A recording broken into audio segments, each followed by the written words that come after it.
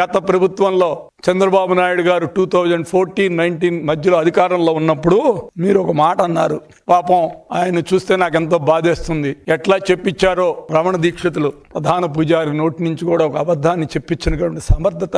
Fake party అంటే YCP, fake people అంటే YCP. మీరు చివరికి మీరు ఎంత దాకా వెళ్ళారంటే ప్రధాన పూజారి గారు రమణ దీక్షితులు గారి నోటి నుంచి కూడా ఒక అబద్ధాన్ని చెప్పించగలిగినటువంటి సమర్థత వైసీపీ పార్టీ. Fake people. చివరికి ఆయన సర్దుకొని ఇది నేను ఆ రోజున అనాల్సిన పరిస్థితుల్లో నేను చెప్పానని చెప్పి బాధపడుతూ ఆయన స్టేట్మెంట్ ఇవ్వడం జరిగింది. దానికి సంబంధించింది ఆర్కాలజీ సర్వే ఆఫ్ ఇండియా, ఇది ఆర్కాలజీ సర్వే ఆఫ్ ఇండియా ఇచ్చిన రిపోర్ట్స్. వాళ్ళు ఏం చెప్పారయ్యా అంటే ఇది పింక్ డైమండ్ కాదు, ఇదిగో ఈ నీలం, ఇది మైసూరు మహారాజు గారు వాళ్ళ పిల్లాడు మెడలో వేసుకున్నటువంటి హారాన్ని టీటీడీకి ఇచ్చారు అని చెప్పి చెప్పడం జరిగింది. ఇదిగోండి ఇక్కడ కనపడుతుందే, ఇదే ఈ అయ్యవారి మెడలో ఉన్నటువంటిది, ఇదే. ఇప్పుడేం మాట్లాడతారు?